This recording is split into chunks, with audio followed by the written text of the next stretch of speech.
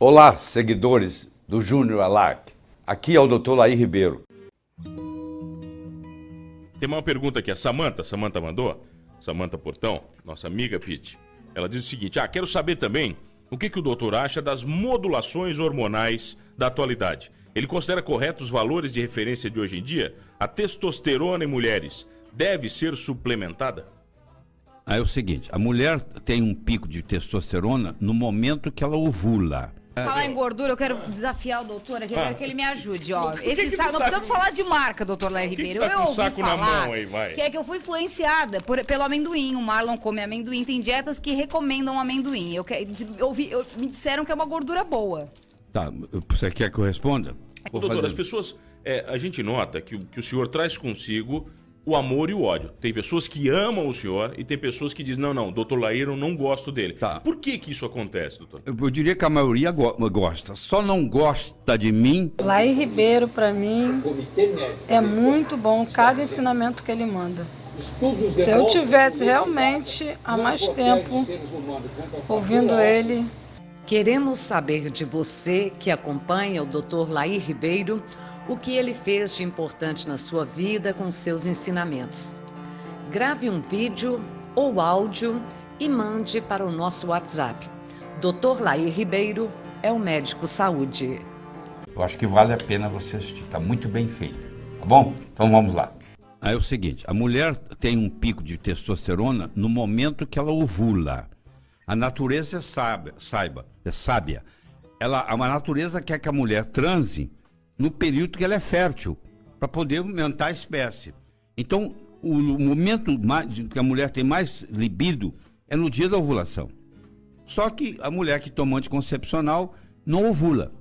E se ela não ovula, ela também não produz a progesterona que advém depois da ovulação, o que sobrou, o folículo que sobrou lá, vai gerar a progesterona.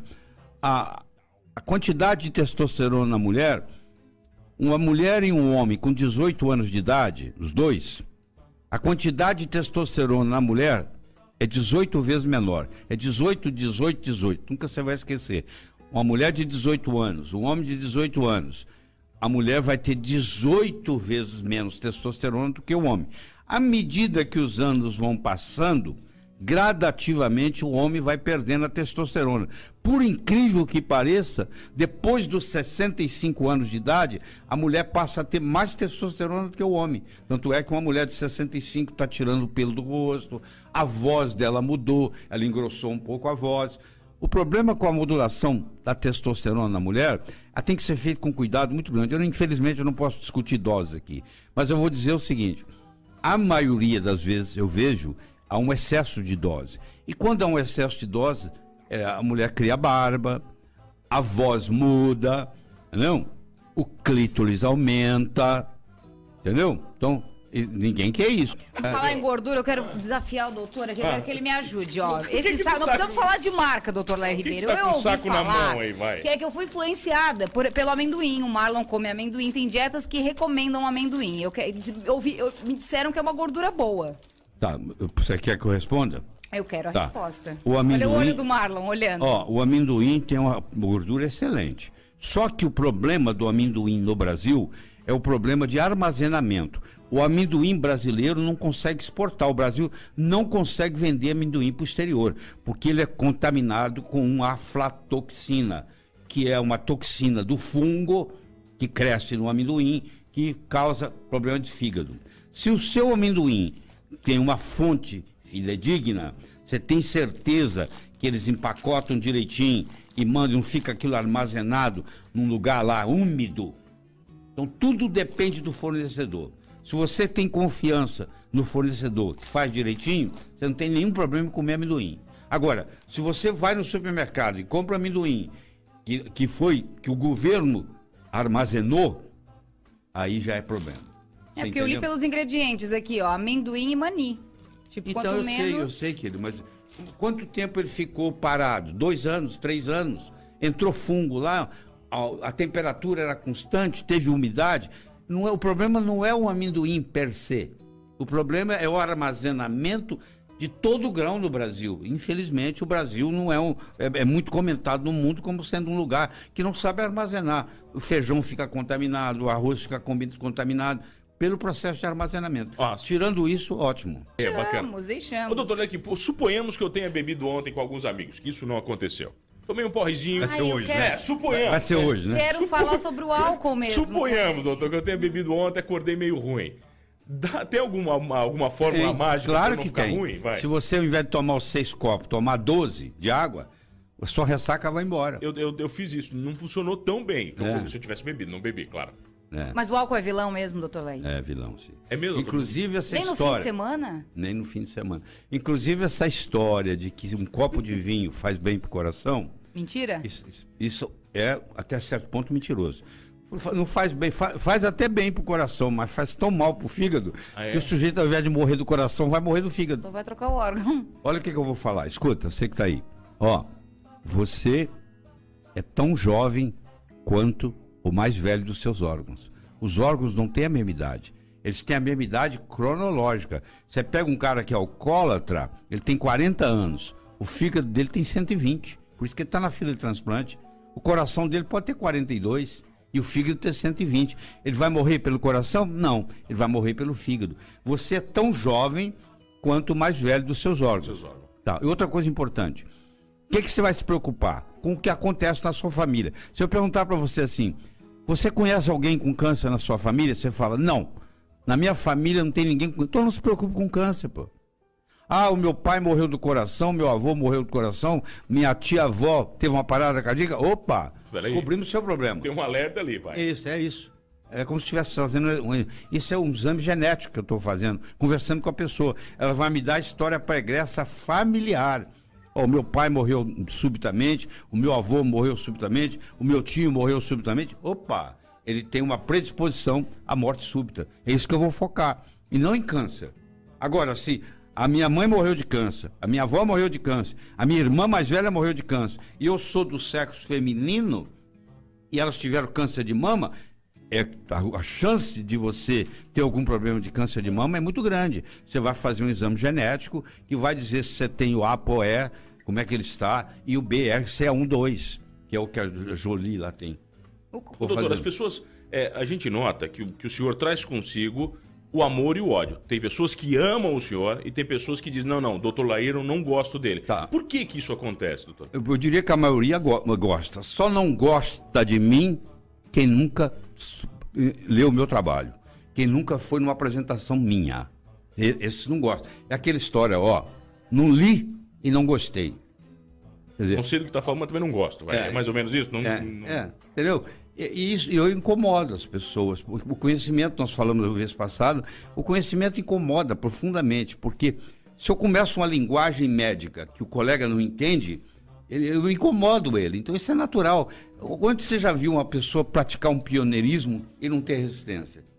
O Galileu Galilei foi o primeiro cara no mundo a ter uma prisão domiciliar. Ele não usava tornozeleira eletrônica. Mas você sabia que foi oficialmente, a primeira prisão domiciliar? Por que ele ficou preso o resto da vida, na casa dele? Prisão domiciliar. Porque ele falou que o Sol era o centro do sistema solar, e não a Terra. E ele provou isso. E assim mesmo, ele ficou em prisão domiciliar o resto da vida. Você entendeu? Então, quando você mexe no status quo, quando você traz uma ideia... Porque é o seguinte, se você achar que tudo está certo, você me desculpe, você não tem nenhuma esperança de progresso no mundo. Mas está tudo certo.